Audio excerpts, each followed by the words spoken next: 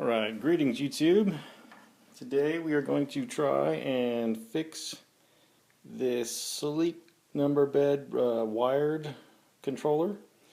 I just saw on the YouTube channel Mr. Greg White had been able to repair his wireless one with a hair dryer, and he was saying he was having a problem where the LCD display wasn't coming up and showing anything for him, and we'll see that that's pretty much the same case I have here. Left or right doesn't do anything.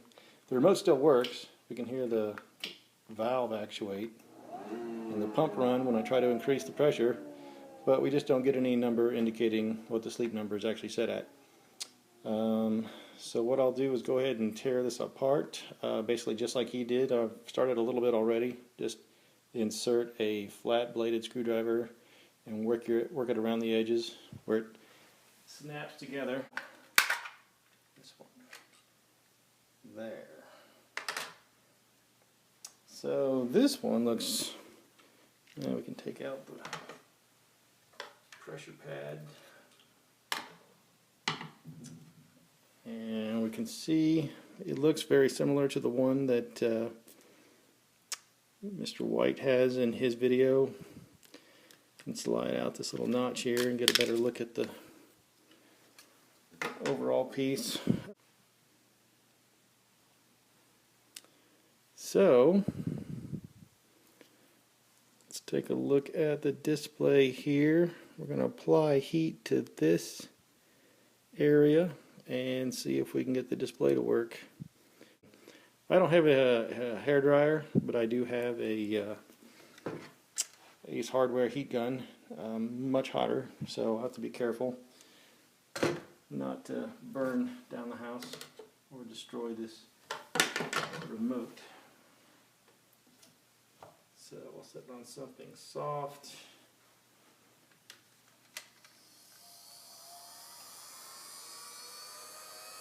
Apply some heat.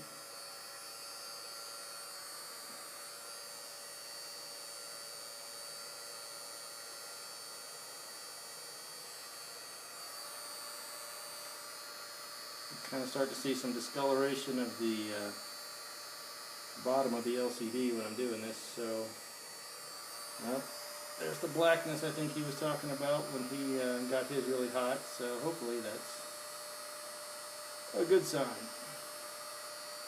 We'll find out in a minute. Turn that off.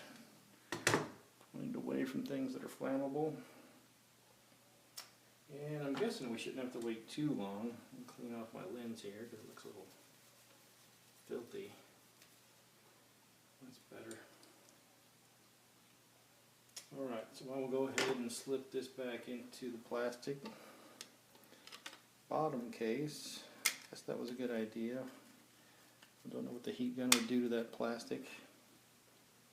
And now we will see if we got it on the first shot or not. So there's some pegs you got to line up here apparently on the bottom. See if I can get those in. All right, wasn't so difficult. And I'll probably regret putting it all back together before knowing it works. But let's see what happens. Well, looks like absolutely nothing.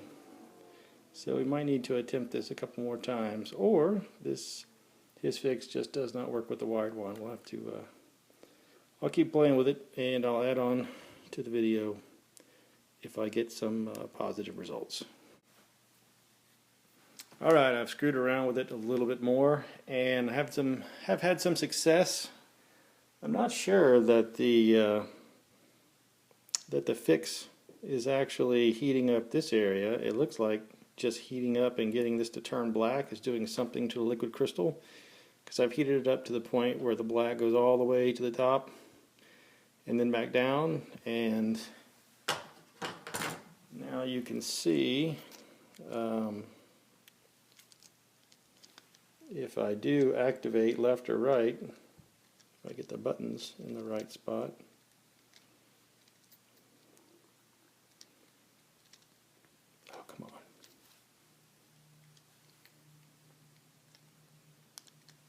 Alright, screw it. I'll do it with the screwdriver.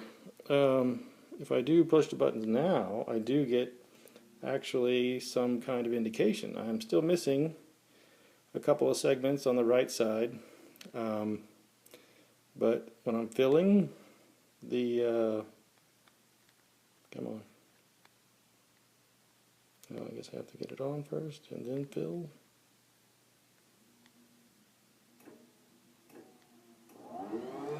I get the arrow indicating there's an increase and the arrow indicating I'm on the right side.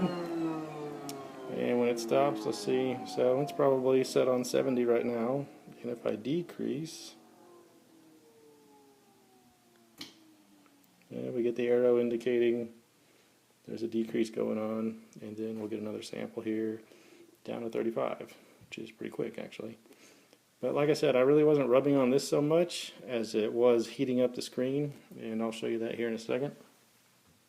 So we'll put this back on low. Now I'd be real careful. You might want to fill it up so it goes to the top, but get ready to, you know, this is liquid, so if you get it too hot, it's probably going to break a seal and leak liquid crystal all over your hand, which is not a problem, but your display is probably toast after that.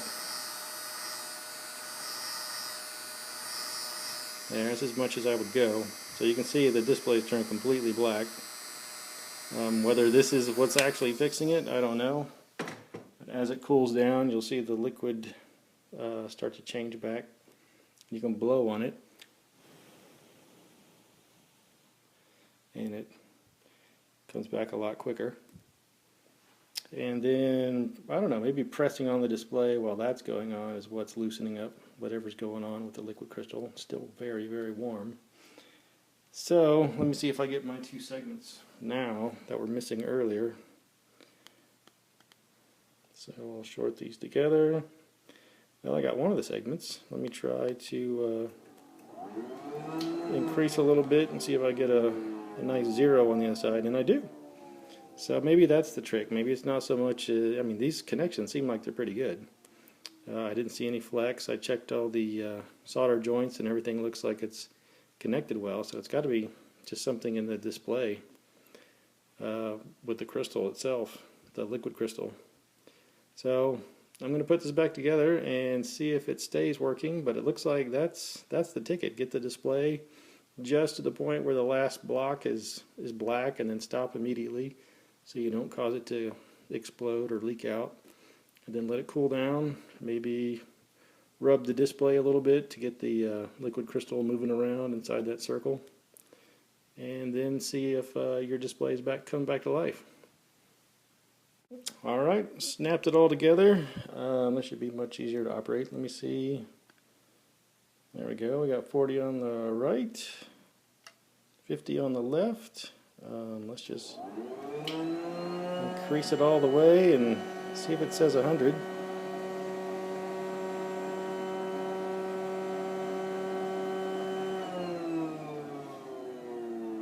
Alright, looks like all the segments are working. I guess if we want to really make sure, we go around down to 88. Not sure how long that'll take. Yeah, actually we can't get 88. We have 0 and we have 5, I believe, on these.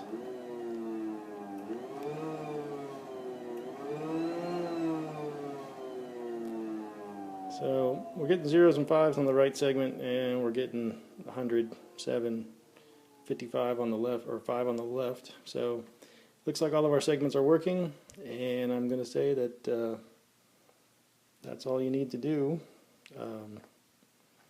Pull it apart, heat up the display, maybe move the LCD, rub the LCD with a little pressure to get the liquid moved around in the display, and then hopefully it lasts for a long time. Thanks, Greg White, for putting me on the right track, and I hope this helps anybody else out there with the wired Sleep Number remote.